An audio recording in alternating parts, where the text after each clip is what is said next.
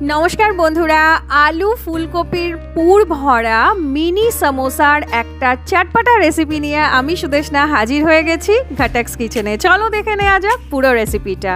প্রথমেই নিয়ে নিচ্ছি 2 কাপ মেপে ময়দা। মাখার সুবিধার্থে একটা থালার মধ্যে ঢেলে নিচ্ছি আর মাঝখানটায় একটু গর্ত করে দিয়ে দিচ্ছি 1 চামচ নুন, 1 চিমটি কালো জিরে আর 2 চামচ সাদা তেল। ভালো মতন এটাকে ঘষে ঘষে মেখে একটু ময়ান করে নিতে হবে। এবারে অল্প অল্প জল মিশিয়ে একটা সফট ডো এটার বানিয়ে নেব। আমাদের কিন্তু ডোটা অলমোস্ট রেডি হয়ে গেছে। এবার এটাকে একটা ভেজা কাপড় চাপা দিয়ে একপাশে রাখবো আর চলে যাব স্ট্রেট পুর বানাতে। দিয়ে দিলাম কড়াইতে 4 চামচ মতন সাদা তেল, এর মধ্যে 5 ফোড়ন শুকনো লঙ্কা ফোড়নে দিয়ে দিলাম আর দিয়ে দিচ্ছি আগে থেকে সেদ্ধ করে রাখা 8খানা আলু। আলুগুলোকে হালকা করে ভেঙে দিয়ে দিচ্ছি এর মধ্যে। আর এবার এর মধ্যে দেব অল্প একটু ভাপিয়ে রাখা কড়াইশুঁটি আর ফুলকপি। সব কিছু একসাথে একটু নেড়ে নেব। এই সময় কিন্তু গ্যাসের ফ্লেমটাকে মিডিয়ামে রাখতে হবে। এরপরে একে একে একটু হলুদ গুঁড়ো, একটু লঙ্কা গুঁড়ো, 1 চামচ ভাজা জিরের গুঁড়ো মেলাবো। আর ভাপানোর সময় আমি কিন্তু সামান্য একটু নুন দিয়েছিলাম ফুলকপি মটরশুঁটির মধ্যে। অ্যাড করে দিলাম মোটামুটি 4 চামচ মতন আগে থেকে শুকনো খোলায় ভাজা বাদাম। এবার ছোট চামচের 4 চামচ মতন দিয়ে দিচ্ছি একটু পাতলা করে বাটা আদা কাঁচা লঙ্কার পেস্ট, তার সাথে সামান্য একটু লবণ। এটা কিন্তু একটু মুখে দিয়ে দেখে নেবে নুনটা যাতে অতিরিক্ত না হয়ে যায়। এবার দিয়ে দিচ্ছি একটা গোটা পাতিলেবুর রস। পাতিলেবুর পরিবর্তে চাট মশলা ব্যবহার করা যেতে পারে, তবে পাতিলেবুর রসটা পেলে খুব ভালো হয়।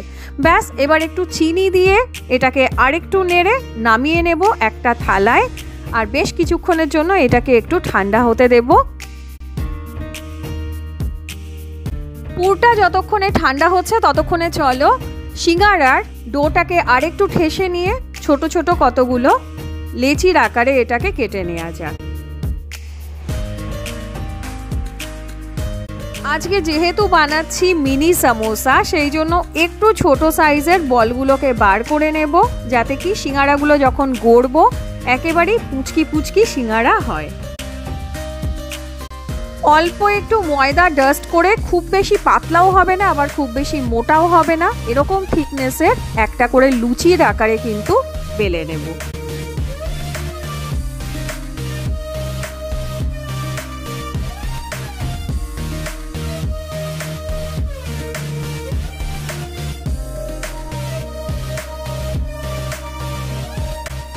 তো আশা করি দেখে কিছুটা বুঝতে পারছো যে ঠিক কতটা এটা মোটা হবে বা পাতলা হবে।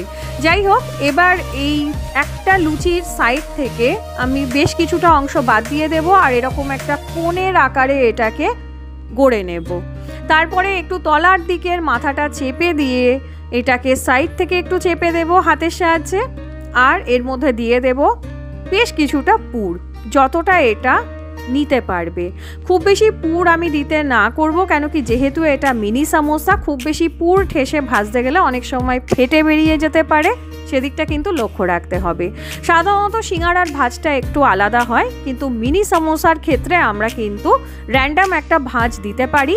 সোজা কথা, পুরটা যাতে বেরিয়ে না যায়।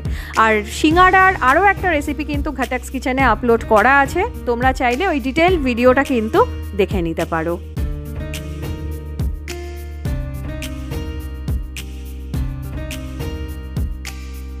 তো ছোট ছোট পুচকি পুচকি আমাদের আলু ফুলকপির মিনি সমোসাস কিন্তু গড়া হয়ে গেছে। চলো এবার এগুলোকে ভেজে নেওয়া যাক।